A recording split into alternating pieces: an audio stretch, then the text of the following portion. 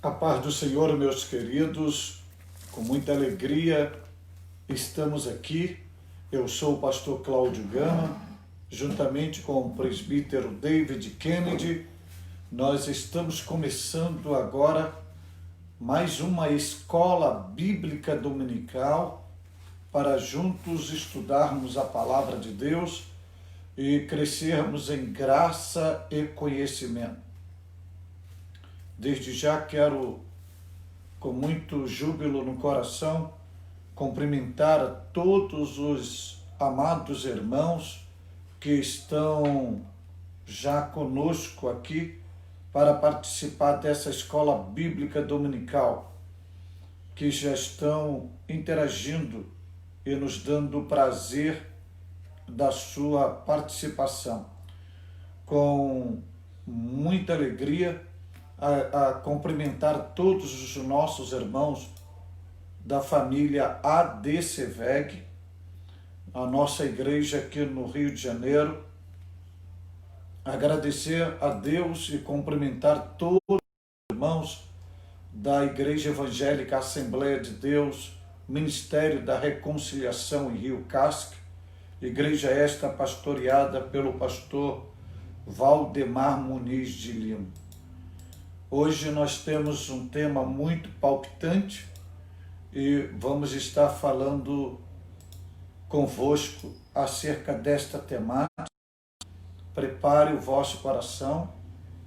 Há divergências em suas interpretações, mas a Bíblia aponta a sua doutrina e nós vamos basear naquilo que a Bíblia apresenta para nós. Nós vamos fazer uma oração, agradecer a Deus por este momento, pedir a Ele a iluminação, a sabedoria e que Ele esteja entronizado entre nós, que seja a primazia e possa, através da sua graça, do seu bendito Espírito Santo, nos dar a iluminação divina para compreender o que ensina a sua bendita palavra. Oremos ao Senhor. Pai, bendito é o teu nome. Obrigado por estar com teus filhos. Obrigado por esta manhã, Senhor Deus, onde vamos estudar a tua palavra nesta escola bíblica dominical, Senhor. Pedimos a bênção de Deus e que ao mesmo tempo o Senhor possa nos proporcionar, via o teu Espírito, crescermos em graça e conhecimento. Abençoe todos os irmãos que já estão interagindo conosco, seja em qualquer parte do país, que a mão de Deus esteja sobre eles. Receba a nossa gratidão e louvor no nome de Jesus. Amém. Pois bem, querido, nós estamos utilizando a revista da Escola Bíblica Dominical da Igreja Evangélica Assembleia de Deus no Brasil, publicada pela nossa CPAD, a Casa Publicadora das Assembleias de Deus. Então, presbítero David, qual é a temática de hoje? Faz a temática e expõe a temática e o texto áureo para os nossos irmãos que já estão aqui conosco, nos prestigiando. Nós temos já aqui a presença do nosso irmão Rogério Pereira, lá em Várzea Paulista, e é bom que os irmãos sigam o exemplo do nosso irmão Rogério Pereira. Coloque o seu nome, coloque também o nome da sua cidade, e você pode também, dentro do tema da lição, você pode fazer perguntas, tirar suas dúvidas, mas reitero, dentro do tema da lição. Nós já temos conosco hoje o Renan Gustavo, que está nos prestigiando, a Luciene Cardoso, a Luciana Cardoso, o Fabiano Gruba, Edna Catarina, já está aqui presente com a gente.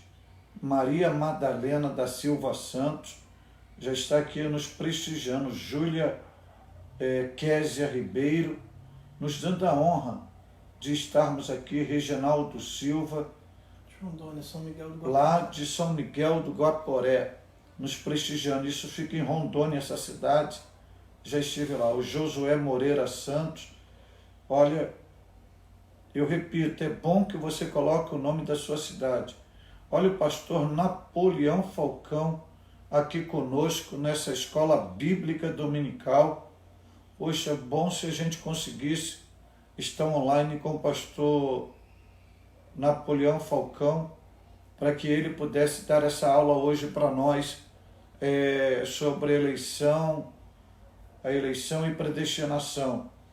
Mas quem sabe um dia Deus nos dê uma oportunidade e a gente faça essa interação e ele ministre para nós. Está aqui o Isaías Luciano, Wagner Dias, Adriane Almeida Magalhães, João Ventura, Júlia Oliveira, Elisângela. Muitos irmãos. Olha aí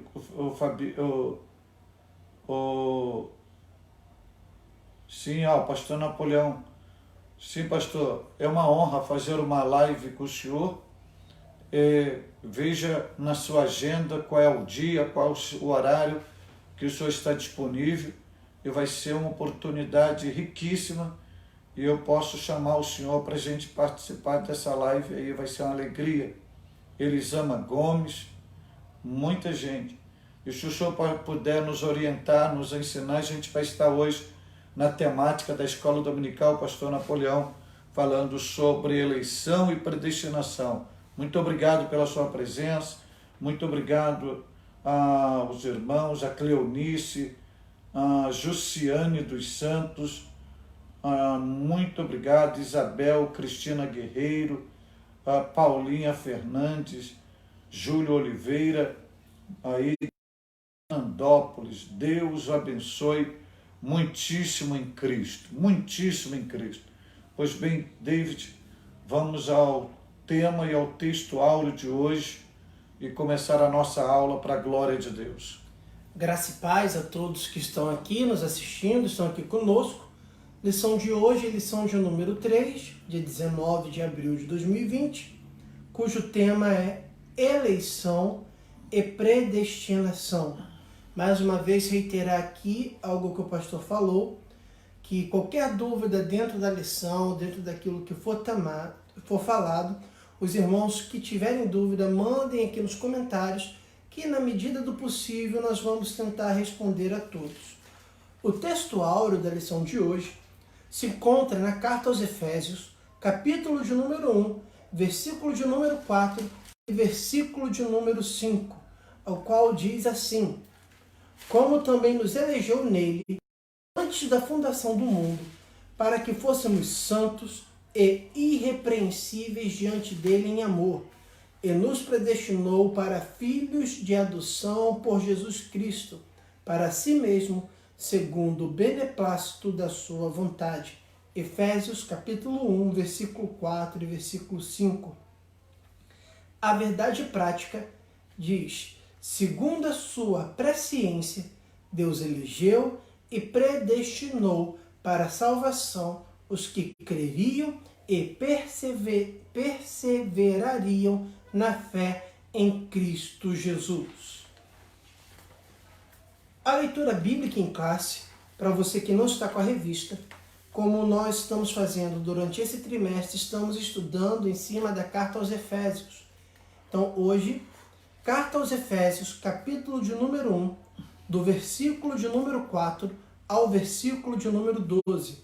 Carta aos Efésios, capítulo de número 1, do versículo de número 4 ao versículo de número 12. Como nós temos feito, eu vou estar lendo um versículo, o pastor Cláudio lendo outro, para podermos ler todos os versículos. Efésios 1, do 4 ao 12, diz assim a palavra do Senhor. Como também nos elegeu nele, antes da fundação do mundo, para sermos santos e irrepreensíveis diante dele em amor.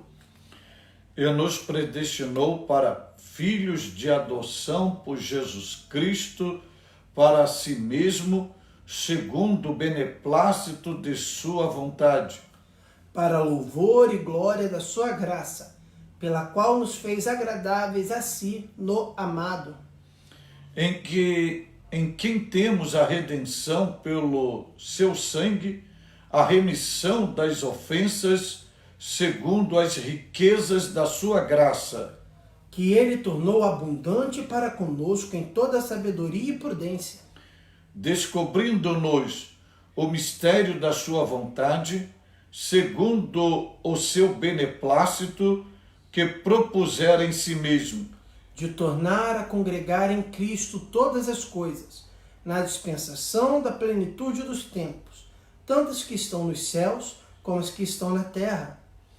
Nele digo, em que também fomos feitos herança, havendo sido predestinados, conforme o propósito daquele que fez todas as coisas, segundo o conselho da sua vontade, com o fim de sermos para louvor da sua glória, nós, os que primeiro esperamos em Cristo.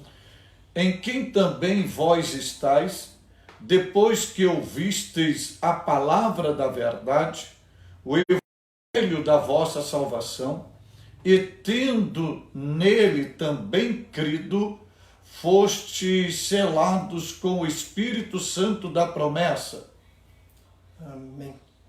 O objetivo geral é informar que Deus soube de antemão, por meio da sua presciência, quais pessoas creriam e que, em Cristo, seriam predestinadas a receber bênçãos espirituais. Os objetivos específicos é, primeiro, esclarecer a diferença bíblica entre eleição e predestinação. Segundo, explicar como ocorreu a eleição divina desde antes da fundação do mundo. Terceiro, constatar que a predestinação bíblica retrata as bênçãos concedidas aos eleitos. O ponto central da revista diz: a eleição é segundo a presciência de Deus. E antes do pastor fazer os comentários iniciais, tem aqui, por exemplo, já uma pergunta do João Ventura, onde ele bota assim: sendo eleito, já está predestinado para a salvação? João, aguarde, porque esse é justamente o subtópico 1 do terceiro tópico. Fique aí que a sua pergunta, ela com certeza será respondida. Pastor? Pois bem, queridos, nós vamos, como está anunciado, estudar sobre eleição e predestinação. Primeira coisa que eu gostaria de pontuar aqui aos irmãos em relação a essa temática. Essa temática ela é muito evidenciada nos dias de hoje, é pauta de vários debates. Esses debates não são originados nos nossos primórdios, não são contemporâneos nossos. Esse debate, ele já vem lá desde o quarto século, desde do monge Pelágio, e em toda a história da igreja sempre houve divergências na questão de conceitos, de compreensão, de interpretações acerca de eleição e predestinação, que são elementos intrínsecos da doutrina da salvação, que teologicamente é chamada de soteriologia.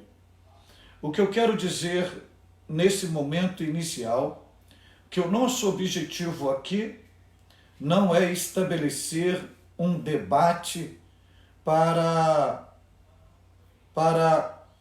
ter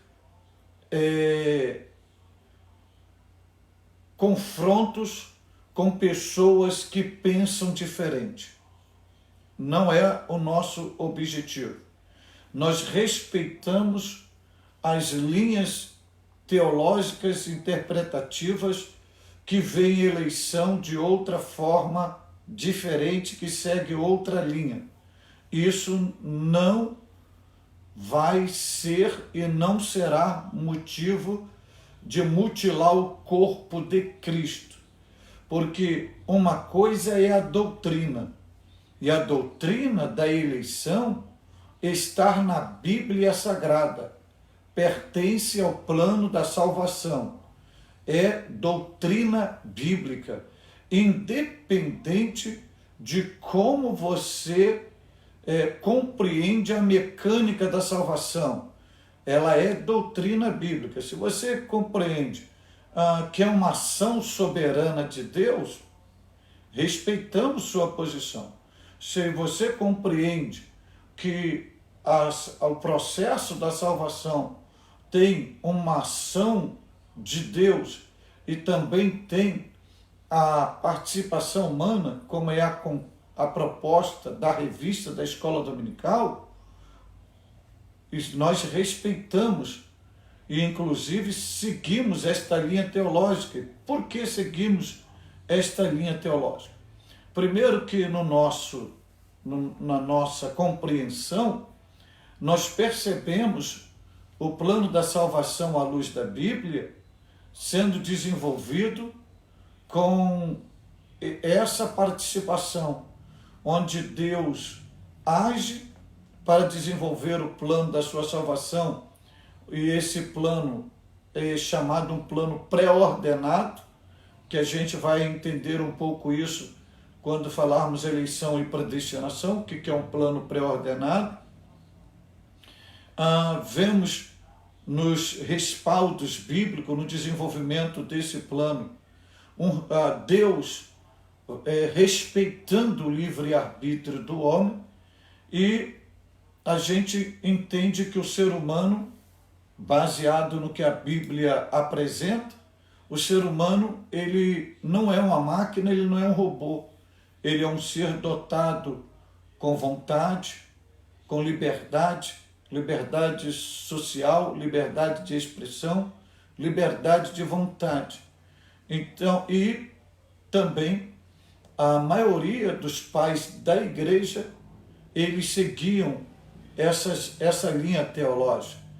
E dentro, só para você entender, o pentecostalismo clássico e o movimento pentecostal, eles também seguem a linha interpretativa, que dentro de uma classificação arminiana e calvinista, e vale até salientar para quem são os adeptos ferrenhos, que Calvino e Armínio não são os autores disso é Deus, mas eles também não são os primeiros que vieram a desenvolver essas linhas interpretativas. Tiveram pessoas muito antes deles. Eles têm os seus nomes em evidência porque foram os dois que deram mais ênfase e desenvolvimento nesse processo de interpretação da doutrina, e um tentando convencer o outro e o antônimo, um tentando contradizer o outro. E esses debates continuarão. Agora, isso não interfere na sua fé em Jesus, isso não interfere na sua salvação em Jesus. O segredo é, você crê em Jesus como Salvador? Esse é o fundamento, essa é a doutrina. Agora, conforme você vê ou enxerga o mecanismo da salvação, isso é humano. O que as interpretações, desde Pelágio, desenvolvida por Calvino e por Armínio, são interpretações humanas. Então, é o que eles pensam e passam, e você aceita ou não se você quiser. São interpretações humanas. Agora, o que não pode é ferir a doutrina bíblica. E a doutrina bíblica, no plano da salvação, está intrínseco na Bíblia Sagrada a eleição e a predestinação. Além disso, as Assembleias de Deus, o movimento pentecostal, o pentecostalismo clássico, segue a linha interpretativa arminiana, porque vê nela mais mais um termo, Respaldo bíblico. mais respaldos bíblicos nela. Além disso, hoje a gente vai estar citando na declaração de fé e no credo das Assembleias de Deus, está a doutrina da eleição, está no plano da salvação, e todo credo e confissão de fé das Assembleias de Deus, na sua declaração de fé, é fundamentado numa linha interpretativa teológica arminiana. Então, para que vocês entendam nesta aula, nós não estamos fazendo aqui uma exposição de nossa opinião pessoal. Também eu não estou aqui, meu objetivo é dizer que fulano vai para o inferno por causa disso. Não sou juiz. Fulano vai perder a salvação, vai ter problemas espirituais. Fulano é um herege por causa disso. Não é esse o objetivo nosso. O nosso objetivo aqui é fazer uma exposição da temática proposta pela Casa Publicadora das Assembleias de Deus, baseado na linha interpretativa. E como indivíduo, se você pergunta o meu posicionamento, com muito respeito, por muito respeito à linha interpretativa calvinista, as minhas observâncias no texto sagrado me faz inclinar para uma linha interpretativa arminiana, porque eu entendo que eu não sou uma máquina ou um concreto diante de Deus. Deus não me fez uma máquina, Deus me fez um ser com capacidade de direito de escolha, de fazer opções. Aí a gente vai entender um pouco mais na frente sobre isso, porque Deus quer um relacionamento baseado em obediência, em voluntariedade e não por obrigação. Então a gente vai desenvolver isso nesta aula e tem muita coisa aqui para a gente estar fazendo exposição à luz da Bíblia. E a gente pode até mesmo, antes de entrar na revista Sim, na introdução, dentro do que o senhor está falando, é que ficou foca-se muito hoje arminianismo e calvinismo, sendo que o senhor bem falou sobre a mecânica da salvação. Dentro desse estudo também tem o pelagianismo e o semi-pelagianismo, não é isso? E acho que para a gente poder resumir isso, essas 4 linhas teológicas, todas elas acreditam em uma coisa, que a salvação é por Cristo Jesus, que isso é uma doutrina bíblica. Agora, esse mecanismo da salvação, o senhor pode até me corrigir se eu estiver errado, falando nisso, o pelagianismo acredita que a salvação veio por Cristo, mas é o homem que busca a salvação. Não há uma interferência divina para levar a salvação ao homem. É o homem que busca a salvação. O homem é o personagem principal para que a salvação aconteça nele, segundo o conceito de Pelágio, que era um monge lá do 4º século que começou a proliferar essa ideia, eleição e predestinação, esses conceitos. O semi-pelagianismo segue praticamente dessa mesma linha, só que eles acreditam que o homem busca e aí Deus responde ao homem a salvação. Já entra Deus, no caso, só como respondendo a salvação ao homem. Isso. Deus é provocado a uma ação humana. E vale salientar que esse semi-pelagianismo eram discípulos de Pelágio, que discordaram dele dessa centralidade da salvação na pessoa humana. Então ele já vem discordando de Pelágio e colocando que o homem ele tem a sua participação provocando Deus, mas que o homem ainda tem esse ponto de importância, de, vamos dizer, numa linguagem de autoria. Essa é a ideia do semi-pelagianismo. Aí no calvinismo, primeiro vem o arminianismo. Mas eu quero deixar o arminianismo depois. Okay. No calvinismo, o homem já não tem interferência nenhuma. Nenhuma. É apenas Deus que decide a salvação e ponto. Deus decide quem vai ser salvo e quem não será, correto? Isso, o homem não tem participação, o homem fica na neutralidade e na visão calvinista a salvação é uma ação soberana e determinativa de Deus para aquele ser humano. E é o mais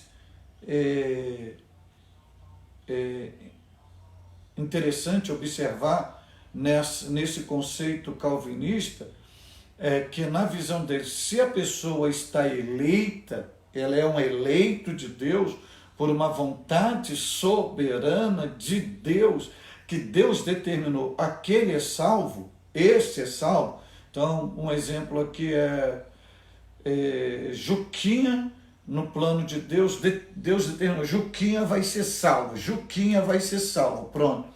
Então, quando chegar o tempo dessa salvação ser aplicada no Juquinha, na visão calvinista, o Juquinha, ele não tem possibilidade de dizer assim, eu não quero, não, eu não aceito.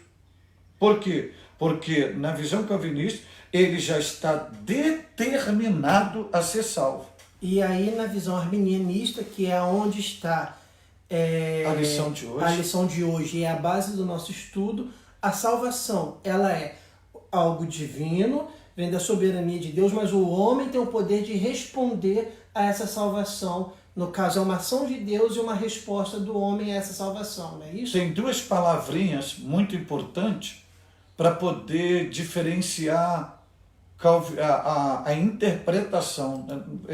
É bom a gente falar a palavra interpretação, porque quando a gente fala acerca do calvinista ou do calvinismo, pode alguém interpretar para um aspecto pessoal. Nós não estamos falando de pessoas, nós estamos falando de linhas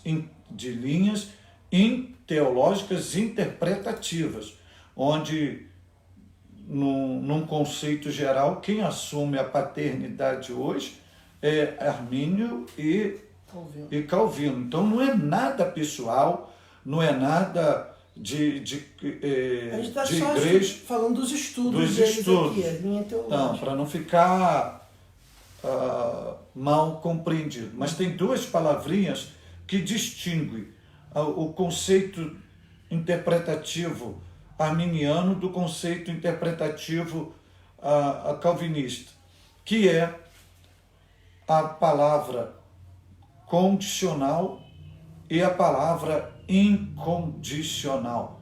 Na linha interpretativa do calvinista, a salvação ela é incondicional e ela é universalista.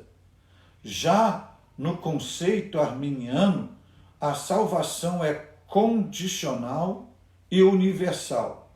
Qual é a diferença de incondicional?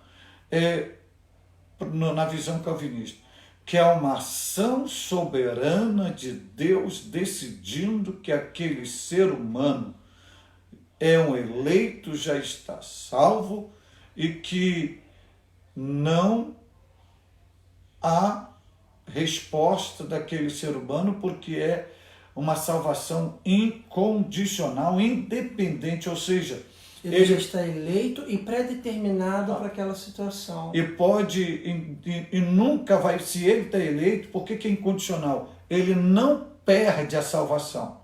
Ele pode, se ele for o eleito, ele pode seguir a vida dele, que ele já está garantido. É uma visão calvinista nessa linha interpretativa. Já na visão arminiana, a salvação é condicional.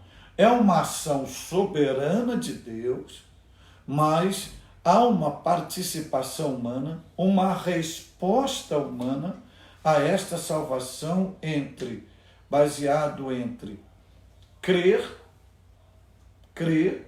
ok? Arrepender-se e obedecer. Resposta humana.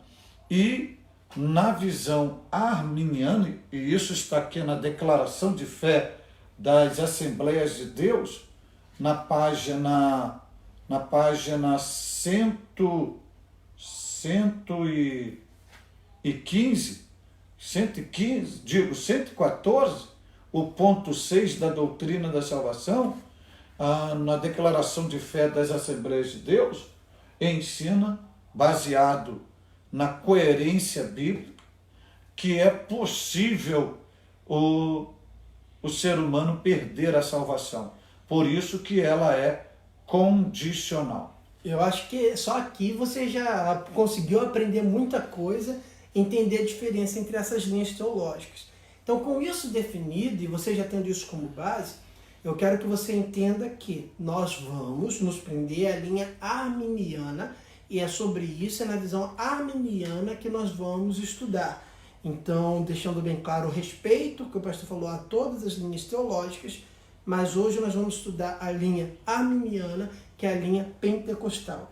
E aí o senhor falou sobre a questão da condicionalidade e o que leva, e aí falando sobre a eleição divina, o comentarista traz assim: a eleição de pessoas ocorre somente em união com Cristo Jesus, e que ninguém é eleito sem estar unido a Cristo pela fé. Então a gente já vê que o seguinte, dentro da visão arminiana, a eleição ela é precedida pela fé, ou seja, a eleição divina só ocorre no ser humano quando ele assume a fé em Cristo, é isso? Assume a fé em Cristo, é o resultado e a resposta. Primeira coisa,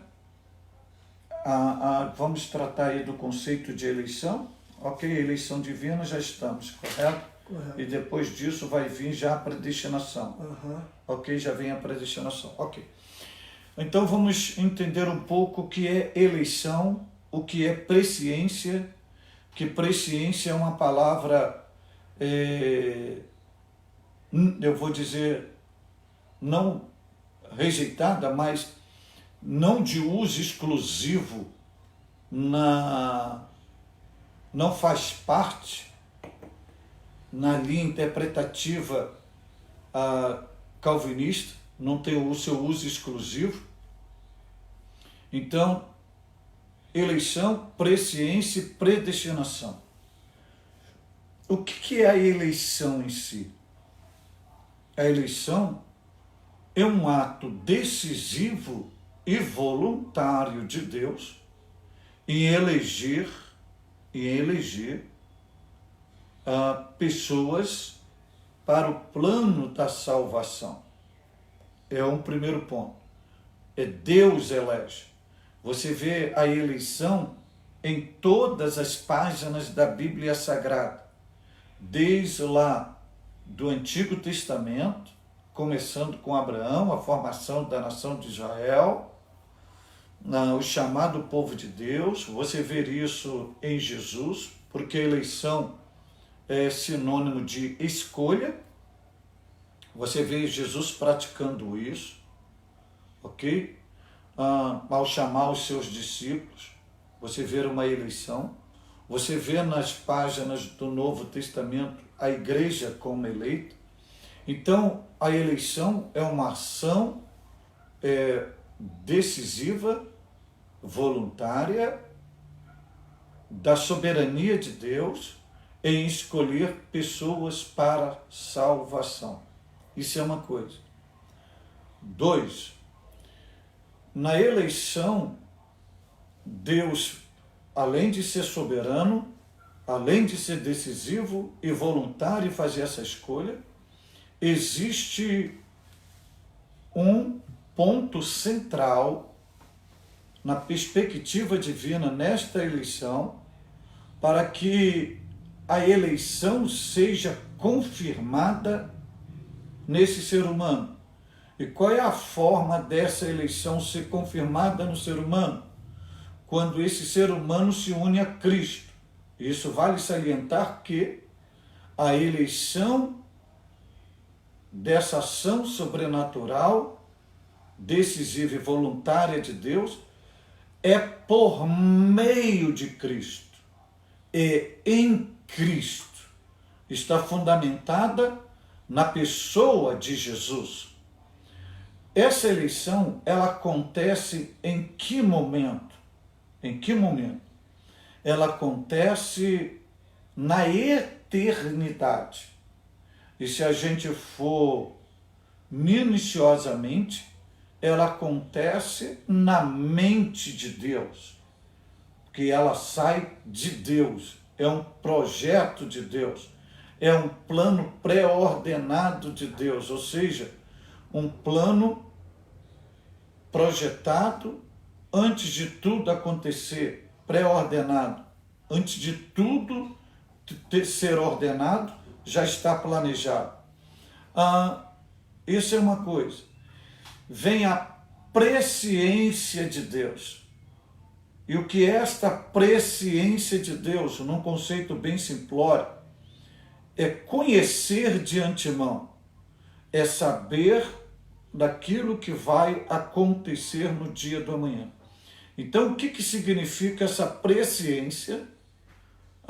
Associar a presciência divina associada à sua eleição.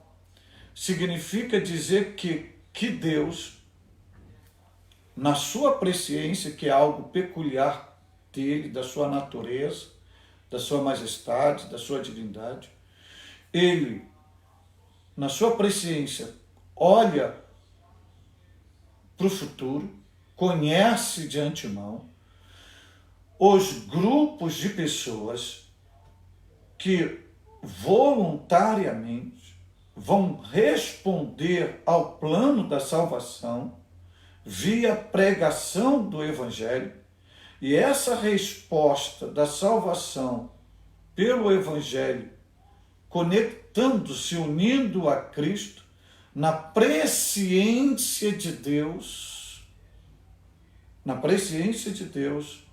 esses são os eleitos. E esta eleição de Deus, eu volto a dizer, não é universalista, mas ela é universal, no sentido que a salvação não é para um grupo seletivo ou exclusivo de pessoas, mas é para todos os salvos. Aí vem a predestinação, que parecem sinônimos, mas não são sinônimos. Deixa isso aqui bem claro. Deixa eu só interromper o senhor, porque eu acho que a gente, como vai entrar na predestinação ainda, e até para poder deixar o pessoal um pouquinho, acho que a gente pode ainda se prender numa questão aqui da eleição. Vamos lá, então. E aí a gente entra na predestinação um pouco depois, porque teve algo que o senhor falou da questão universalista, então, porque a gente entende que a eleição ela é condicional, então. Condicional. Até o comentarista bota aqui que a Bíblia de Estudo Pentecostal ensina que a eleição para a salvação em Cristo ela foi oferecida a todos. A todos. E aí até bota aqui João 3,16, que Deus amou o mundo de tal maneira que deu seu único Filho para todos aqueles que nele crê, não pereça, mas tenha vida eterna. Aí o 17 já diz que aqueles que nele crê serão salvos, mas os que não creram já estão condenados. E aí ele completa assim, que ela foi oferecida a todos, e aí o comentarista completa, mas ela torna-se uma realidade para cada pessoa de acordo com seu prévio arrependimento e fé. Então veja se eu entendi. Deus, então, no seu conhecimento de todo mundo, ele já elegeu um grupo. Ele elegeu esse grupo. Agora, quem vai fazer parte daquele grupo é uma opção individual. Se eu, então, Deus ele quer que todos façam parte, mas depende de mim escolher receber a Cristo. Se eu recebo a Cristo, no momento que eu recebo, você se torna um eleito. Eu me torno eleito. Mas se eu abro mão de Cristo ou rejeito a Cristo, eu já não sou mais um eleito em Cristo. É isso? Isso, e por um detalhe, vamos já trabalhar aqui. Na visão arminianista, a eleição é coletiva. Na visão calvinista, a eleição é individual. E qual é a diferença? O que é a eleição coletiva? É quando você responde com fé e com arrependimento, você se une a Cristo. Ao se unir a Cristo, você se torna corpo de Cristo. Ao se tornar corpo de Cristo, você se torna a igreja. Então, a eleição é para a igreja. É para a igreja. E isto acontece com a sua união em Cristo.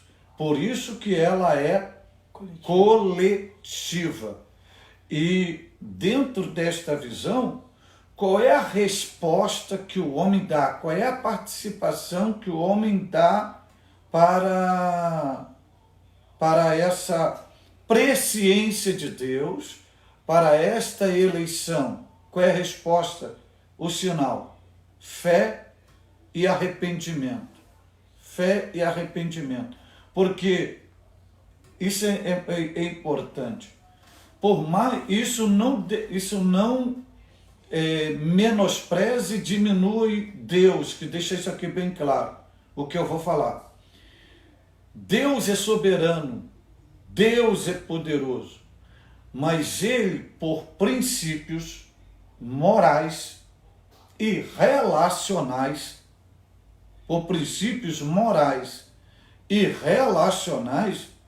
Deus não obriga o homem a reagir ou aceitar a sua vontade. Por quê? Porque se ele obrigasse, esse homem viria a ele por obrigação e não por prazer e amor. Você citou João 3,16. É interessante que João 3,16 e 17, que é a espinha dorsal da Bíblia, esses dois versículos, eles resumem tudo isso que a gente está falando. Resume tudo isso. Porque diz assim, porque Deus amou o mundo de tal maneira. Então vamos lá. Deus amou. É uma decisão de Deus, é uma iniciativa de Deus, é uma voluntariedade de Deus e é uma soberania de Deus. Deus não pediu conselho, não pediu opinião a ninguém. Ele decidiu, eu vou amar. Amar quem? O mundo. O mundo aqui não se refere a um grupo de eleitos e a um grupo de perdidos. Porque na visão calvinista já está definido isso. Esse grupo aqui é eleito, está salvo, esse grupo aqui já está condenado. Não. Aqui diz que Deus amou o mundo. E este mundo se refere não ao cosmo, mas a pessoas, a humanidade, que lá em Apocalipse chama de povos, tribos, línguas e nações. Ou seja, é amor a todos, não tem discriminação, não tem exclusivismo. Por isso que diz raça, povos, tribos, nações, gregos, gentios, bárbaros, judeus, para tudo. Amou o mundo de tal maneira que deu o seu Filho unigênito. Então, veja só, que nessa ação soberana de Deus em amar, voluntária, decisiva, Deus vai associar, conectar tudo isso em quem? No seu Filho unigênito. Quando diz Deus deu aqui, é uma dádiva, sim, graciosa, ok? Que o mérito não está no homem, o mérito está em Deus, mas está aqui, esse verbo dar aqui é sinônimo de oferta. Tudo isso via o sacrifício de Jesus. Ok, está lá, o amor, o sacrifício de Jesus. Mas diz aqui, deu o seu Filho unigênito, unigênito. Agora, olha só, ele deu. Deus fez a parte dele. É aonde entra aqui a questão da soberania, da eleição, da presciência. Deus fez a parte dele. Qual é o desejo de Deus? É que todos sejam salvos e reconheçam que Jesus é o Salvador. Mas olha aqui, tem um detalhezinho aqui. Para que todo aquele que nele crê, para que todo aquele que nele crê, ou seja, a decisão, o plano, a eleição, a presciência, a oferta, a salvação é de Deus. Agora, você crer nesse plano, você crer nesse projeto, você crer nesse amor, você crer nesta oferta, compete a quem? Mas para que todo aquele que nele crê. Então, o crer não é divino. O crer é uma reação do homem interior. É uma resposta do homem àquela ação de Deus. Então, eu creio. Então, para que todo aquele que nele crê. Aí Deus diz assim, para que todo aquele que nele crê não pereça, mas tenha a vida eterna. Ou seja, se você crer, você recebe o direito da vida eterna, a garantia de vida eterna. Aí, olha só o versículo 17. Porque, só um minuto, isso aqui já é uma predestinação. Deus já traçou um destino. Já tem a predestinação da vida eterna, mas condicional para toda aquele. Quando você crer, você é o predestinado. Porque sua predestinação é fundamentada em Cristo. E a gente vai chegar em Efésios e explicar isso. Ao versículo 17. Porque Deus enviou o seu Filho ao mundo, não para que condenasse o mundo, mas para que o mundo fosse salvo por ele. Então, quando Deus envia Jesus, qual é o projeto original de Deus? Qual é o desejo de Deus? Toda a humanidade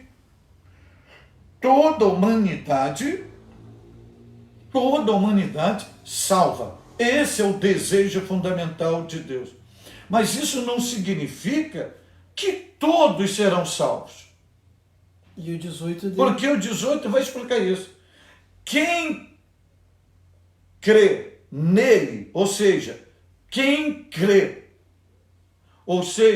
uma ação voluntária, decisiva do homem, em resposta à pregação do Evangelho, aplicação do Espírito Santo no coração dele, ativando a fé do homem natural, e ele responde o quê?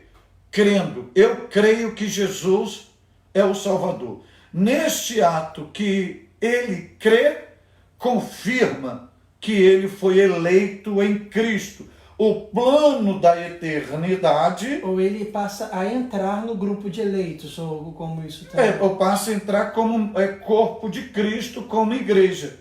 Mas o plano da eleição coletivo passa a ser confirmado nele, e ele não se torna, que interessante, mais um indivíduo. Ele se torna ali adotado à família de Deus, tornando-se família de Deus, que nada mais é que igreja de Jesus. Aí diz assim, quem crê nele não é condenado. Mas quem não crê, você vê, o direito de crer e não crer está no aspecto humano. Porquanto não crê no nome do unigênito do Filho de Deus. Só pulou 3 palavras ali de Jesus que compreende aquilo ali. Mas quem não crê nas palavras de Jesus já está condenado. Não é nem será condenado, já está condenado. Você fala isso... Aqui no 18. Quem crê nele não é condenado. Mas quem não crê já está condenado. Pode explicar. Vamos lá. Porque aonde que te faz Isso aqui é interessante. Na linha essa linha interpretativa condicional. O que significa isso aqui? Que não é Deus que decide ou que determina você está salvo ou você está condenado. O homem, por sua livre e espontânea vontade, é que faz a opção em Cristo, seja positiva ou negativa, se ele vai ser salvo ou se ele vai desfrutar do plano da salvação ou da condenação. O Ronaldo Moura perguntou se pode fazer perguntas dentro da lição. Pode, Ronaldo Moura, fique à vontade, faça como o Fabiano Gruba, que ele perguntou aqui. Ele botou assim: eu não sou eleito, eu me torno eleito a partir do momento que eu creio em Cristo e faço confissão de fé? Essa é a pergunta dele. E acho que pelo que o senhor está falando, é justamente isso, né? A gente não nasceu eleito. A eleição existe para a igreja. A igreja de Cristo, ela já está eleita, que é aquela questão da eleição coletiva. Coletiva, independente de quem esteja participando da igreja, independente das pessoas. Porque Cristo ele não vem para buscar uma pessoa, Cristo ele vem para buscar a sua igreja. A sua igreja. Então a igreja está eleita. Agora, eu não estou eleito. O que me faz ser eleito é a minha confissão de fé. É a sua união em Cristo. Em Cristo. Você passa a viver a bênção da eleição em Cristo. Em Cristo. Só para ajudar aqui ao Fernando Gruba. Aqui. Fernando Gruba e o João Ventura que faz uma pergunta nesse mesmo sentido, dizendo que quando alguém aceita Cristo como seu Salvador, está naquele momento ela está sendo eleito, já está predestinado para a salvação? Sendo eleito? Foi a primeira pergunta que ele fez. Essa pergunta do João Ventura, eu vou responder ela numa perspectiva. Na perspectiva calvinista e na perspectiva arminiana. Na perspectiva, João Ventura, calvinista, esse eleito é desde a eternidade. E não tem participação dele. Ele está eleito, ele está predestinado, ele é incondicional, e quando chegar o tempo dele, da salvação ser aplicada na vida dele, acontece. E ele pode levar a vida dele do jeito que ele quiser, que ele já está garantido. Ele é uma salvação incondicional. Então, resumindo, na calvinista, ele sendo eleito, ele já está predestinado à salvação. Ele é um predestinado, não está predestinado. Ele é um predestinado. E na arminiana, a eleição é uma verdade, é uma obra de Deus, é um plano de Deus, mas o ser humano passa a desfrutar desta eleição quando ele, vou usar aquela linguagem de Jesus em João 15, quando ele é enxertado na videira. Paulo usa em Efésios, diz assim, olha só, vamos voltar para responder isso baseado na linguagem de Paulo, para não pensar que é coisa da nossa cabeça. Então, respondendo ao Fernando Gruba e respondendo ao João Ventura, Elisama Gomes, que também... Olha o versículo 4. Do capítulo 1. Capítulo 1 de Efésios, que é o tema da nossa lição. Como também nos elegeu. Paulo não diz me elegeu numa individualidade, num exclusivismo, numa particularidade. O pronome é pluralizado. Pluralizado. Nos elegeu, uma coletividade. Igreja. Aí diz assim, nos elegeu, ou seja, olha aqui o detalhe, nele, ou seja, a eleição só se torna eficaz em Cristo, é nele, em Jesus. E Paulo vai dizer a época, antes da fundação do mundo, é um plano pré-ordenado de Deus antes da fundação do mundo, antes que o mundo fosse criado. Então, na presciência de Deus, Deus já estava visualizando um grupo de pessoas que pelo mérito de Jesus na cruz do Calvário, ia se render voluntariamente, com crença, fé, arrependimento e obediência a esse plano. Explica isso aí. Então, na visão calvinista e na visão arminianista, eu espero que eu tenha dado a resposta aos irmãos aí. De um jeito, não tem como você desvincular um do outro, a gente já está... Se os irmãos pegarem a revista, vai ver que tudo que está sendo falado, a gente está trazendo, não está dando para trabalhar ponto por ponto, porque ele está sendo trabalhado de uma forma geral aqui, mas tudo que está na revista está sendo falado. E aí, respondendo a Elisandro, eu boto assim, no versículo 18, lá de João 3, diz que quem crê não é condenado, mas se ele deixar de crer, aí entra no verbo estar, é isso? Então vamos ver se eu entendi. E aí o senhor compreende, o senhor pode explicar mais. Nós nascemos em pecado, temos em nós o pecado de Adão.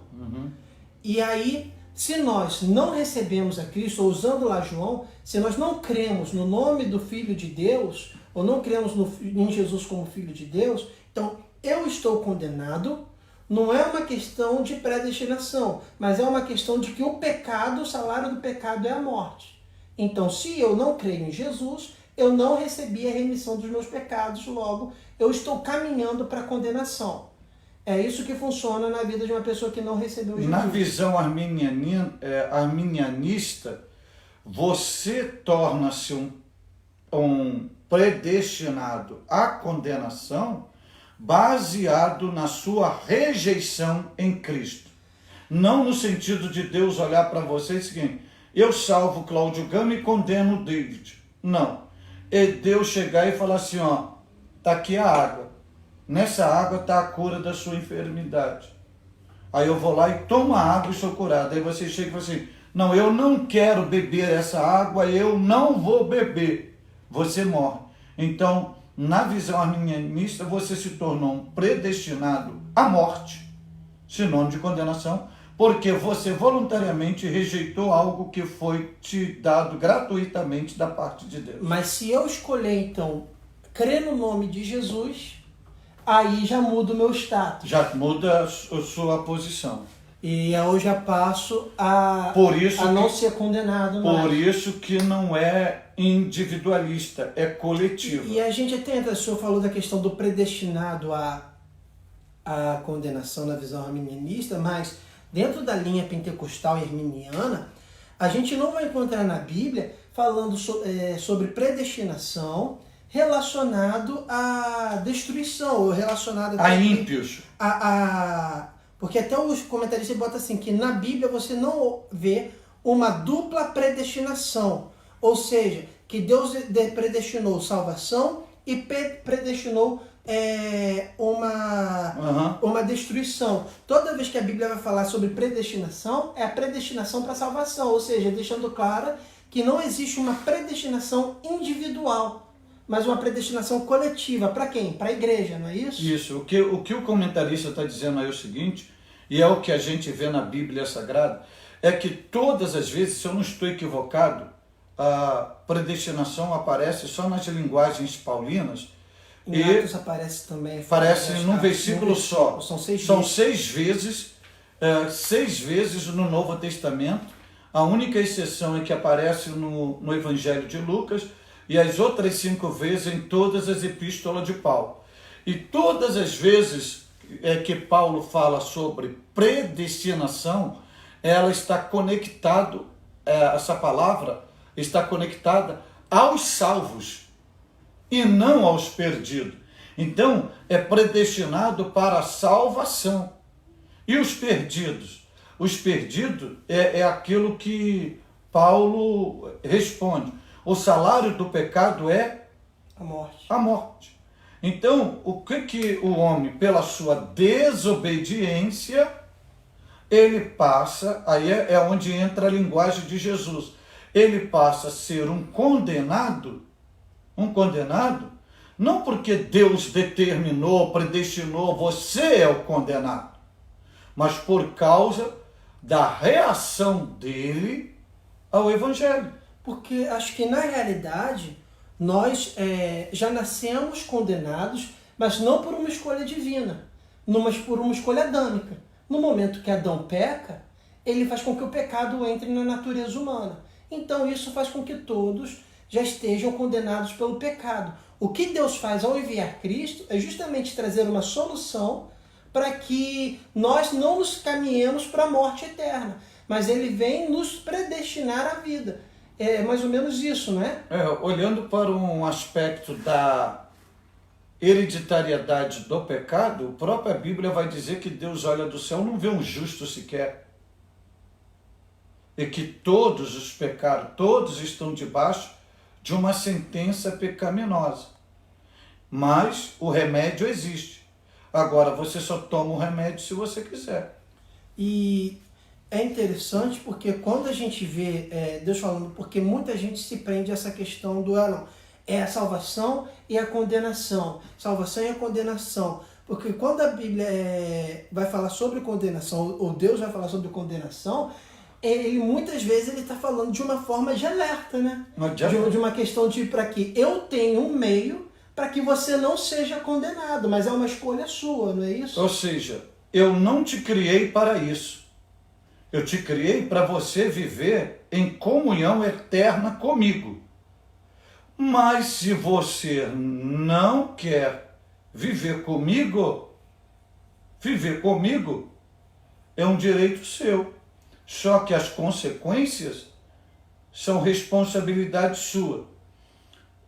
Vamos pontuar isso aqui, tanto veterotestamentária quanto neotestamentária. Vamos pontuar isso aqui? Vamos lá. A eleição coletiva. Deus não elegeu Israel para ser o seu povo? Sim. Israel pediu para ser eleito? Não. Israel fez alguma coisa para ser eleito? Não. Não fez. Não foi uma decisão voluntária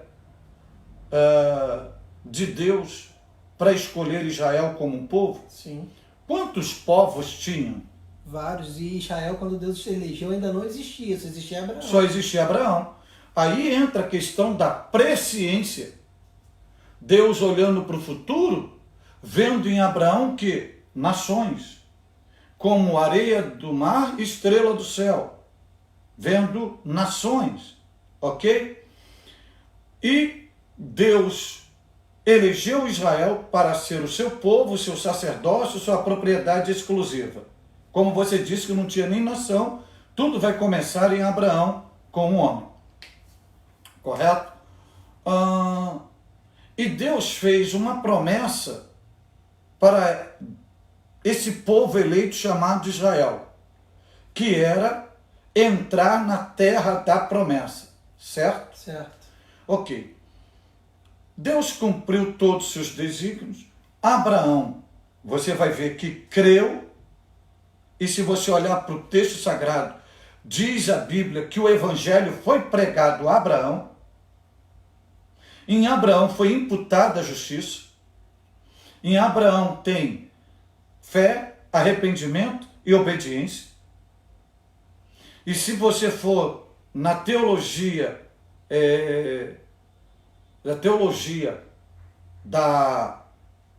do Antigo Testamento, você vê a graça de Deus sendo manifestada, não em plenitude como na pessoa de Cristo, mas tem a presença da graça. Ou seja, Abraão responde em obediência a Deus.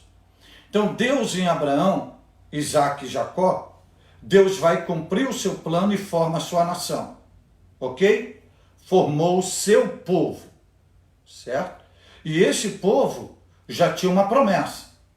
Entrar na terra da promessa. Aí eu pergunto a você. Israel saiu do cativeiro egípcio. Destino, terra da promessa. Aquela população que saiu do Egito entrou na terra da promessa? Não. Não entrou. Daqueles que entraram, só entrou 2, Josué e Caleb. Aí eu te pergunto, aqueles indivíduos judeus que compunham a nação de Israel não entraram na sua totalidade. Só entraram 2, humanamente, individualmente falando, Josué e Caleb. Aí eu te faço outra pergunta. Mas Israel entrou? Israel entrou. Israel entrou, mas os indivíduos não. Por que Israel entrou? Entrou uma nova geração. Entrou uma nova geração. Mas não aqueles que saíram. Entrou aqueles que foram nascendo, que foram aderindo, reconhecendo Deus. Esses entraram. Por que entraram? Porque a eleição foi para o povo de Israel. A eleição é Israel. É a mesma coisa, igreja. A eleição é para a igreja. Muito forte isso, hein? A eleição é para a igreja. Para a gente distinguir outro detalhe disso aí, vamos ao Novo Testamento. Fala-se muito aqui, prega-se muito nisso para desviar do pessoal que se afastou. Vamos lá na parábola do filho pródigo. O filho chega para o pai e diz assim: eu quero minha herança, minha parte, eu estou indo embora. O pai segurou o filho? Não. O pai obrigou o filho? Não. Por que o pai deixou o filho embora? Direito de escolha, ou livre-arbítrio. E o pai não representa Deus? Sim. E o filho não representa cada um de nós? Nós estamos em Cristo por obrigação, por determinação de Deus, que a gente pode pecar, fazer o que for, que a gente está garantido, ou a gente está linkado em Deus via Cristo, por amor, prazer, voluntariedade, escolha. Então, é um aspecto. Eu não sei se dá para colocar outro ponto, ou a gente está aqui atrasando. Não, porque na realidade a gente já tocou em todos os pontos da revista. É. Em todos os pontos. Então tudo que a gente está falando aqui, ele está dentro da revista. A gente só está... Então vamos distinguir isso aqui agora. Vamos pegar uma lição, um ponto bíblico de classe infantil. Noé, sua pregação, sua geração e a arca. Então vamos ver, ok? No plano, na eleição de Deus, era para os antediluvianos em Noé serem todos salvos? No plano da salvação, sim, Deus mandou Noé anunciar que ele estava vindo de um... Mandou anunciar. O desejo de Deus era que toda aquela geração fosse isenta do juízo, livre do juízo. Mas tinha um segredo. Eles precisavam, aquela geração,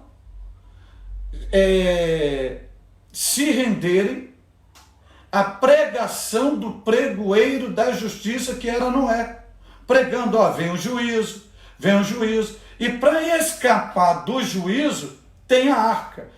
Quem entrar na arca não morre. Quem entrar na arca não perde nada. Quem entrar na arca está garantido. Entra. Taxaram Noé como quê? Desconsideraram Noé. De toda aquela pregação entrou quem? Quantos? Só Noé e sua família. Agora, por que Noé e sua família eram os eleitos? Não. Porque Noé e sua família olharam para a arca e viram na arca sua segurança eterna, sua salvação, porque aquela arca apontava para Cristo. E quem rejeitou voluntariamente entrar na arca foram alvo do juízo. Isso é o quê? Livre-arbítrio, é eleição, é predestinação, é presciência de Deus, baseado em quê? Em uma condicionalidade. Porque imagine se toda aquela população entrasse na arca. Não haveria morte. Não haveria aquilo que Deus queria. A gente vai ver isso também lá nas cartas do Apocalipse, as cartas às 7 igrejas, que quando Cristo ele vai mandando a carta, ele sempre deixa uma mensagem no final que é: ao que vencer. trazendo uma mensagem que, tipo assim, olha, eu estou mandando isso para todos vocês, mas só vai receber isso aqui aquele que vencer. Ou seja, entre vós é uma escolha sua. Vocês quererem vencer ou quererem perder. Mas quem vencer é isso. Mas se você vai querer batalhar até o fim, que é também outros textos que Paulo vai dizer, que aquele que perseverar até o fim será salvo. O próprio Cristo vai dizer isso também. Olha só, o Eliseu de Lara. Pastor, nós os salvos estamos na arca. Sim, a arca de Noé era uma prefiguração de Cristo. Enquanto estivermos em Cristo, nós estamos garantidos. Mas se agora, nós quisermos, se você podemos sair quiser, dessa arca. você sai. Porque Jesus diz que todo ramo, não estando em mim, não dá fruto. O ramo pode ser tirado da videira. Você não é obrigado a servir a Cristo. Você não é obrigado a servir a Cristo. E já baseado nessa pergunta aqui, já baseado nessa pergunta aqui do Lauro aqui, em momento algum, no ministério de Jesus, Jesus obrigou ninguém a segui-lo. Jesus não obrigou ninguém a segui-lo. Jesus não determinou ninguém a segui-lo. Jesus apenas disse assim: se alguém quiser vir após mim, esse ser é condicional. Jesus não disse, você é obrigado. Você está determinado a me seguir. Jesus diz, se você quiser vir após mim, é um direito de escolha. Se você não quiser, eu respeito a sua decisão. Agora, você optou para me seguir, tem as condições. Primeiro, você tem que negar a si mesmo. Segundo, tem que tomar uma cruz de cada dia. Terceiro, você tem que seguir os meus passos. Então, é condicional. Jesus, quando chamou Pedro pela primeira vez e escolheu seus apóstolos, Jesus está dizendo assim: vinde após mim e eu vos farei pescadores de homens. Mateus 4:19. Vinde após mim. É um convite, não é uma obrigatoriedade. E só para isso que você está falando, você vai ver também em Jesus com os discípulos, quando ele começa a ministrar e começa todo mundo ir embora, que o pessoal rejeita a palavra de João Jesus, 6. que Jesus vira para os discípulos e fala, vocês também não vão embora? Vocês querem ir embora, vocês têm liberdade, vocês não são obrigados a ficar comigo, vai não. dizer, para onde iremos nós? Só tu tens a palavra de E Pedro diz, para quem iremos? Para quem iremos? Pessoa, Jesus. Para quem iremos? Só tu tens a palavra da vida eterna. E nós, diz Pedro, temos visto e crido que tu és o Filho de Deus. Então, Jesus mesmo disse, vocês têm o direito de ir embora. Vocês não são obrigados a ficar comigo, não. Vocês têm livre-arbítrio. Eu acho que, além de ter dado nosso tempo, mas a gente conseguiu falar de tudo, porque o senhor tocou sobre a questão da adoção, falou sobre o amor, e por mais que a gente não tenha seguido assim, tópico por tópico, todos os pontos das lições foram falados e acredito que bem explicado. E dá para... Isso não é um julgamento meu. Quando você vê aqui o comentário das pessoas, acredito que todos conseguiram tirar suas dúvidas e entender o que está sendo falado. Estou com Pedro Goulart, lá de Riverside. É um amigo pessoal. Quando eu chego, Riverside não, desculpa. Lá em Canérica. Está lá em Canérica. O Pedro Goulart é o meu aluno na Academia de Pregadores. E quando eu estou lá em Canérica, é o homem que Deus usa para cuidar de mim e abençoar a minha vida. Pedro Goulart, seja bem-vindo. A doutora Leci Salles, que é uma parceira do nosso ministério, que nos ajuda doando seu conhecimento jurídico para atender os nossos irmãos aqui voluntariamente. Fica aqui a nossa gratidão. Que estava no Paraguai. Tem irmão do Paraguai. Tem mais um tempinho para a gente mostrar tudo que nós estamos falando numa visão paulina? Agora, pode fazer o fechamento aí. Deixa eu dizer uma coisa aqui aos irmãos. Se vocês me fizerem uma pergunta agora e falar assim, Pastor Cláudio Gama, o senhor é arminiano ou o senhor é calvinista? Eu lhe responderia da seguinte forma: eu não sou nem arminiano e eu não sou nem calvinista. Aí você, meu Deus, o que é isso? Você não é nem arminiano e você não é nem calvinista? Então eu vou lhe dizer que eu sou antes de Calvino. A minha linha teológica, ela vem antes de Calvino e vem antes de Armínio. Eu sou paulino. Minha linha interpretativa teológica é paulina. E por quê?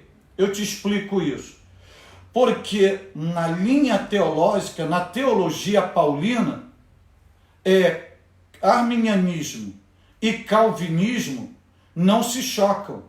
São métodos estratégicos de aplicar o plano da salvação via pregação do evangelho à comunidade que está recebendo a mesma. Deixa eu te explicar como significa isso. Por exemplo, quando Paulo percebia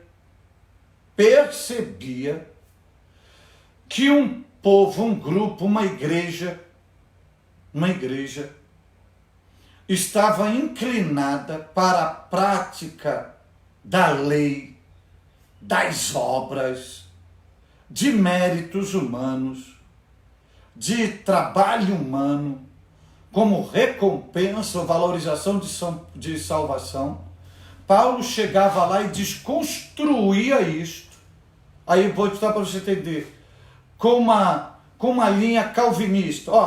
Não é por obras, não é por esmola, não é por mérito pessoal, é pela graça de Deus, é um ato soberano de Deus, é Deus que decide, o homem não faz nada disso. O que Paulo está fazendo? Paulo está corrigindo aquele excesso que estão dando ao homem como agente meritório para se alcançar a salvação. É uma coisa. Agora, quando Paulo chegava a uma comunidade e encontrava um liberalismo, é graça total, é um amor incondicional, é liberdade incondicional, somos livres, somos livres, somos livres, somos livres, somos livres. Ok? O que Paulo fazia? Paulo mudava a prática da aplicação. Paulo diz o seguinte: olha, vocês têm responsabilidade, se vocês não perseverarem, se vocês não se cuidarem, se vocês não valorizarem a salvação, vocês vão perder. Vocês não podem brincar com Deus. E Paulo fala isso, aos Gálatas. Está lá, começando no Espírito, terminando na carne. Não useis da vossa liberdade para dar ocasião à carne. Então, o que Paulo fazia? Paulo colocava os dois pontos, as duas teologias, as duas mensagens, ele colocava na balança e gerava um equilíbrio para aquela pessoa continuar fiel a Jesus. Então, eu sigo esse princípio paulino. E tanto Calvino e tanto Armínio, eles vão se basear onde? Na teologia de Paulo. Um grande pregador do século passado, da história da igreja, o Charles Finney, ele tinha esse mesmo princípio nas suas pregações. E olha que o Finney era calvinista, mas ele, quando chegava em um lugar que era graça irrestrita, salvação irrestrita, ele, como calvinista, ele não pregava isso. Ele pregava, ó, você tem que crer, você tem que arrepender, você tem que se salvar, você tem que obedecer, você tem que ir para o altar. Mas quando ele chegava, o Charles Finney, ele chegava e encontrava uma pessoa legalista, o que ele fazia o motivo de... Olha, ele mudava o discurso. É graça, é amor, é compaixão, é uma ação de Deus. Você não pode se salvar por si mesmo. Então, isso é importante. E eu quero deixar bem claro que calvinista e arminiano, ou arminianista, não é para se portarem como dois lutadores de boxe ou de UFC num ringue, combatendo, ferindo um ao outro, maltratando um ao outro, e sair dali, como eu vi um debate de dois mestres mesmo, um defendendo o calvinismo e outro defendendo o arminianismo. Um desses disse, olha, eu tive que sair, eu saí do debate, do último debate, eu fui direto para o hospital passando mal, com tanta raiva, com tanto isso. Querido, não é para isso. Esses discursos, esses debates, é para crescermos, é para a gente entender o que um pensa, o que o outro pensa, mas não é para impor de goela abaixo. O meu objetivo aqui não é pegar porque eu sigo a teologia paulina numa predominância arminiana, que eu tenho que empurrar de goela abaixo, que David não que ele seja, não que ele seja, mas se ele fosse calvinista, não, você tem que ser calvinista. Ou seja, não é converter a pessoa ao arminianismo e ao calvinismo. É levar a pessoa a um processo de conversão a Cristo. Arminianismo e calvinismo são linhas teológicas. É para nos produzir informação e não separação, não divisão do corpo, não para mutilar o corpo. Agora, por que eu digo isso? Eu ainda tenho um tempinho? Vai lá aí para poder orar para a gente orar. Então, a todos vocês que me ouvem aí, eu vou pedir para vocês abrir Efésios, que é a leitura principal da aula, e o versículo 13, que explica e é o resumo de tudo isso, para mostrar para vocês que nós, arminianos ou paulinos, vamos lá, paulinos, com expressão, conceitos arminianos, não estão equivocados, como pensam os nossos irmãos calvinistas. E eu vou lhe mostrar o resumo tudo disso aí. Se você já abriu a Bíblia em Efésios 1,13, manda uma mensagem aqui. Enquanto você não coloca aqui, tem um pequeno delay. Amém. Eu vou esperar. Enquanto você não colocar, estou com a Bíblia aberta, em Efésios 1,13, eu não vou fazer a leitura, que eu vou mostrar um segredinho. Eu vou mostrar o processo disso tudo.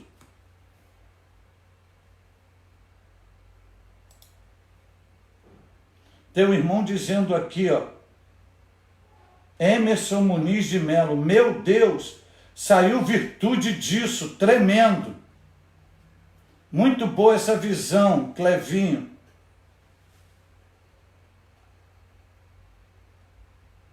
Ou seja, porque o que acontece? Antes que você botar a informação que está abrindo a Bíblia aí, o que acontece? A gente está chegando num ponto que quem é calvinista e quem é arminiano,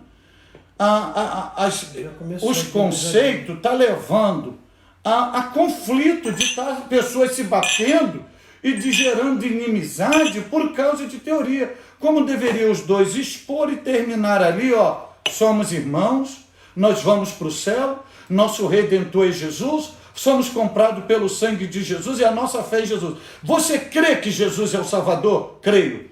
Você crê que Jesus é o unigênito de Deus? Creio. Você crê que Jesus morreu? Creio. Você crê que Jesus ressuscitou dentre os mortos? Creio. Você crê que Jesus é a nossa fonte de salvação e virá nos buscar? Creio. Opa, então somos uma família, somos corpo de Cristo, somos salvos em Jesus.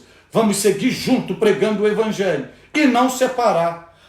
Aqui eu sou o grupo do seu calvinista, aqui eu sou o grupo dos armínios. Quem domina isso aqui? Satanás.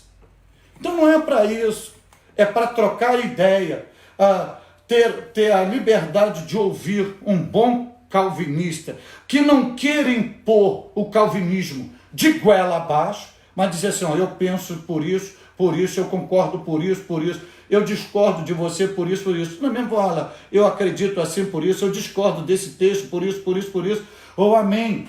Glória a Deus, terminou ali. Nada de ira, nada de confusão, nada de separação. As Bíblias já estão abertas. As Bíblias estão abertas. Então vamos lá, Efésios 1:3, olha só.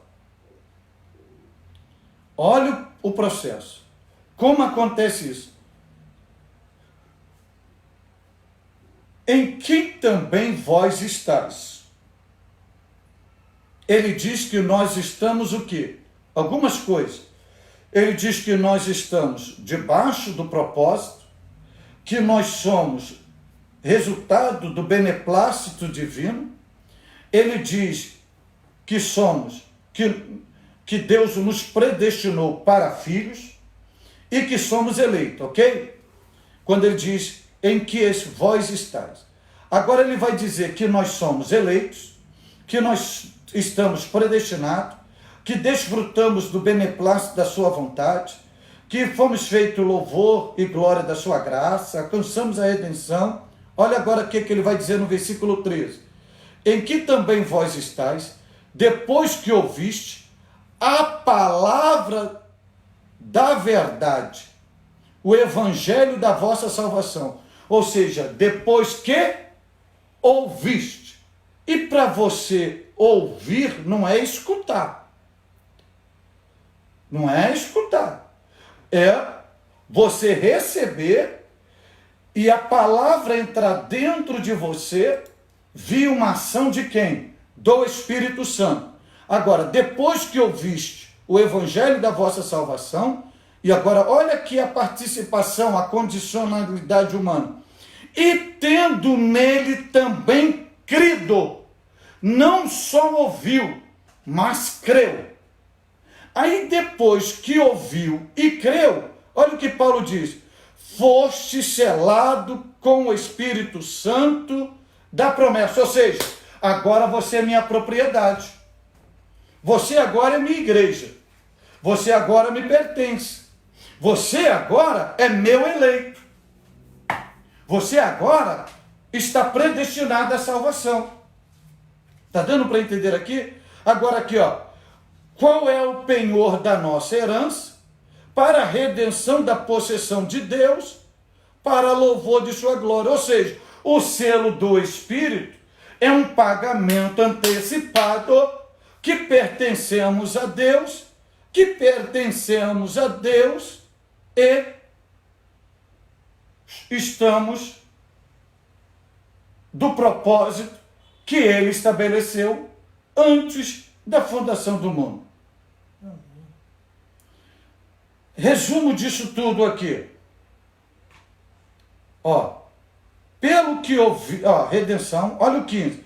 Pelo que ouvindo eu também, a fé que entre vós há no Senhor Jesus e o vosso amor para com todos, não cesso de dar graças a Deus por vós, lembrando de vós nas minhas orações, para que o Deus de nosso Senhor Jesus Cristo, o Pai da glória, vos dê em seu conhecimento o espírito de sabedoria e de revelação, tendo iluminado os vossos olhos de entendimento, para que saibais qual seja a esperança da vocação e riqueza e glória da sua herança nos santos. Ou seja, houve uma resposta do homem. E para encerrar tudo isso aqui, para encerrar tudo isso aqui, ok? Ok? Para encerrar, eu vou encerrar com uma palavra, eu vou mostrar eleição, presciência, predestinação, ação soberana de Deus e condicionalidade. Eu vou mostrar no drama da cruz. A gente encerra aqui. Estamos com quanto tempo de aula? Já é bastante, já quase com 1h30. Já. E 1h30 vamos parar aqui. Na cruz, veja só, eu vou botar aqui para vocês entenderem, ver se dá para eles compreenderem lá. Vê aqui. Vê se aparece. Vai aparecer. Vai aparecer aqui, ok? Deixa eles verem a cena aqui. Então, já tem gente que já está vendo. Já está vendo, ok? Então, vamos entender que aqui é o cume do Calvário, é a cruz. Jesus está no meio. Vamos destacar aqui. Jesus está no meio. E aqui está 2 seres humanos que levaram a vida como salteadores. Qual é a eleição, a vontade soberana de Deus? Que esses aqui, todos fossem salvos, via quem? Via Jesus. Esses aqui representam os marginalizados, a sociedade pecaminosa, todos aqueles que vivem na prática do pecado. E o plano de Deus, desde a eternidade, isso é uma eleição, uma decisão voluntária, é que esses aqui fossem alcançados pela salvação via Cristo. Mas eles, até o presente momento, rejeitaram Jesus. Tá?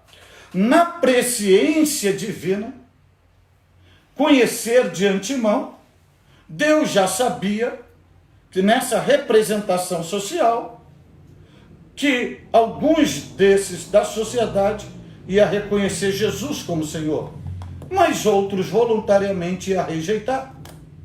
No entanto, quando Jesus está na cruz, ele é zombado, escarnecido, e voluntariamente, ele reage dizendo, repreendendo o outro: não temes tu a Deus, estando na mesma condenação do que ele? Primeiro, esse aqui está reconhecendo que Jesus é Deus, está manifestando temor, e diz assim: nós estamos aqui porque os nossos feitos merecem. Mas esse homem não fez nada para estar aqui. Ele está reconhecendo a inocência de Jesus. E ainda diz assim: este homem é um justo. Reconhece a justiça de Cristo. E diz assim para o Senhor: olha só, não foi um ato soberano. Foi uma condicionalidade, uma participação, uma cooperação. Ele diz assim: Senhor, reconheceu que Jesus é Senhor. Lembra-te de mim. Reconheceu que Jesus tem onisciência, tem memória. Lembra-te de mim quando entrares no teu reino.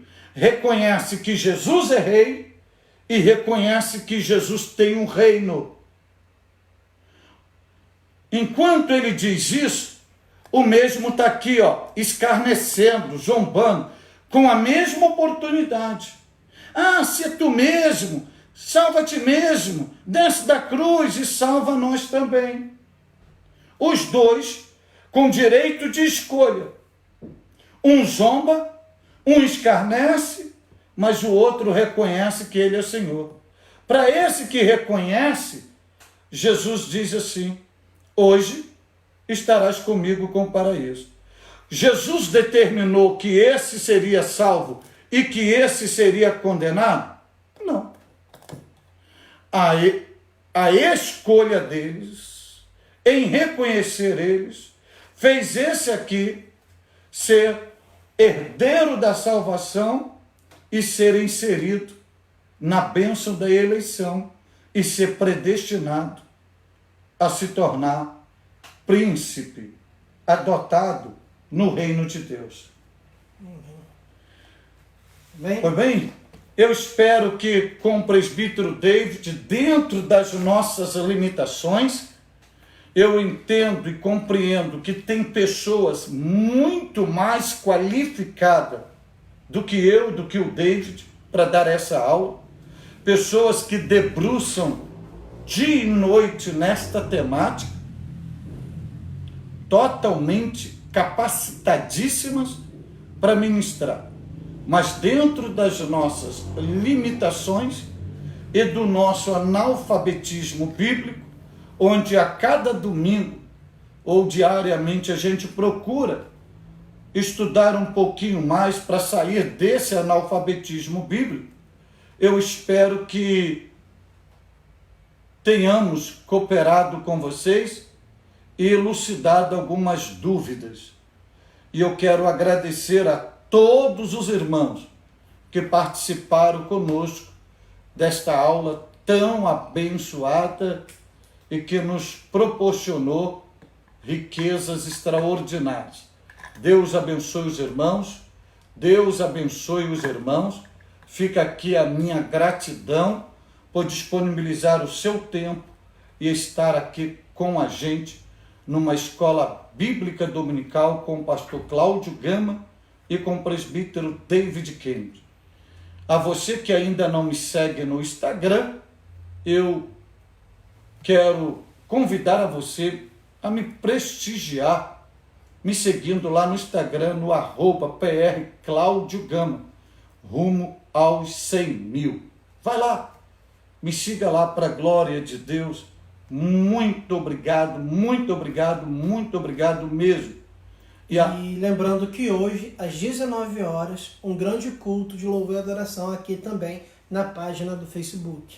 E às 16 horas ainda de hoje, eu estarei sendo entrevistado pelo pastor William Ferreira, de Porto, Portugal. Estarei dando uma entrevista e orando pela nação portuguesa, pelos portugueses, pela aquela nação lusitana, aonde tem um grande apreço por aquele país, por aquele povo, às 16 horas, fuso horário de Brasília. Oh, glória a Deus! Mais alguém aí? Tudo certinho, podemos abençoar, orar, abençoar o povo. Olha o que Ronaldo Moura está dizendo. Ronaldo Moura, se eu não estou equivocado, Espírito Santo. Hoje não se vê uma explicação assim nas igrejas de Deus. Nas igrejas. Deus abençoe vocês. Obrigado, Ronaldo, obrigado. Mais algum comentário? A Márcia, ouvindo aqui em Porto Belo. Elisama Gomes, obrigado, pastor, presbítero David, muito boa aula, glória a Deus, muito obrigado. Michel Simas, Michel Simas é meu amigo, pregador do Evangelho, pastor, vocês são bênçãos. Edneia Diones Castro, Rolim de Moura, Rondônia, um comentário. Luciane Alves Barreto, Distrito Federal. Ezequias Barros de Newark, Nova Jersey. Cadê o de Nova Jersey? Ezequias Barros, olha aí, bota Ezequias aí. Ezequias. Ezequias, Deus te abençoe, querido. Saudade de você, hein? Saudade de você, Newark. Obrigado pela sua participação. Obrigado. Olha, coloca a aula no YouTube. Boa sugestão, William Silva. Eu tenho conversado isso, fala com esse cabeção aqui, Tenho falado com ele diariamente para a gente fazer isso no YouTube. Mas ela fica disponível no Facebook também, na página, pode ver, tem como os irmãos acompanharem depois. Joane Gonçalves, Paulo Santana, uma aula esclarecedora. Obrigado.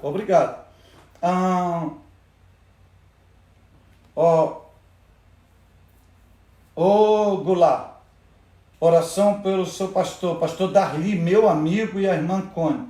Terminando a aula aqui, Goulart, Pedro Goulart, eu vou ligar para você, eu preciso falar contigo.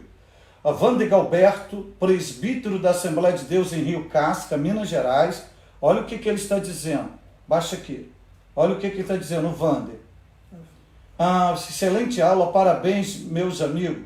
O nosso amigo Ronaldo Moura é filho do pastor Ezequiel de São Pedro dos Ferros. Oh, que alegria! Irmão do nosso amigo Reginaldo Moura.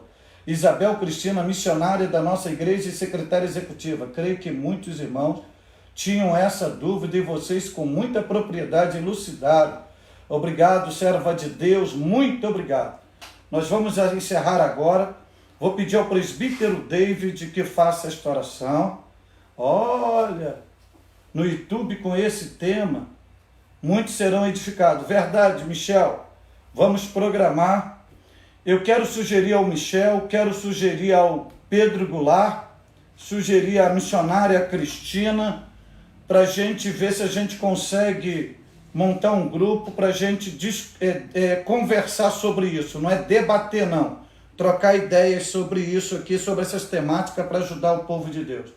Eu vou pedir ao presbítero David que ore. Oremos então.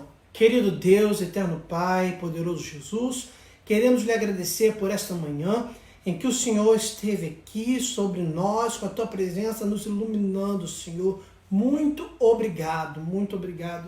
Que as suas palavras tenham sido pregadas em verdade, Senhor Deus, que o teu povo tenha entendido e que o seu nome tenha sido glorificado. Que o Senhor nos dê um dia abençoado, um dia na tua presença, seja conosco, abençoando. Repreenda esse mal sobre o nosso país, nos ajude a vencer. Dê, Senhor, iluminação, entendimento às lideranças, para que eles possam descobrir os melhores métodos para podermos vencer este mal. Seja conosco, nós somos gratos por tudo, nós oramos em teu nome, Jesus. Amém. Amém. Amém. Onde quer que você esteja, diga comigo esse ato profético.